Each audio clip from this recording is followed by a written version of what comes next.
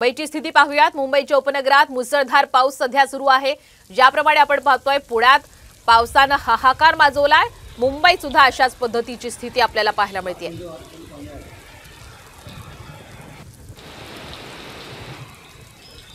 पुणे शहरात रात्रीपासून जोरदार पाऊस सुरू आहे। खडकवासला धरणातून मुठा नदी पात्रामध्ये विसर्ग करण्यात आलेला आहे। त्यामुळे भिडे पूल, संगमवाडी पूल, होळकर पूल पाण्याखाली गेलेला आहे। अनेक ठिकाणी सखल भागात पाणी साचायला सुरुवात झाली आहे। रस्त्यांना नदीचं स्वरूप प्राप्त झालेलं आहे। तर सिंहगड रोडवरील अनेक सोसायटींमध्ये पाणी सुद्धा शिरलंय।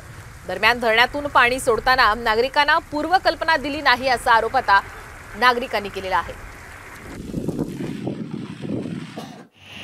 दरवर्षी पाणी सोडण्याआधी सूचना दिल्या जातात, तशा कोणत्याही सूचना इथं दिल्या गेल्या नाहीत।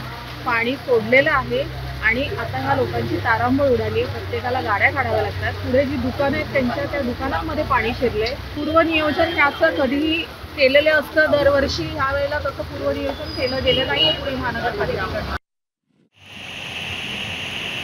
कोणत्या ठिकाणी शाळांना सुट्टी जाहीर केलेली आपण पाहूया ग्राफिकच्या माध्यमातून। पुणे, पिंपरी चिंचवड, लोणावळा या ठिकाणी शाळांना सुट्टी जाहीर केली आहे। याशिवाय खेड, आंबेगाव, जुन्नर इथेही आज शाळांना सुट्टी असेल।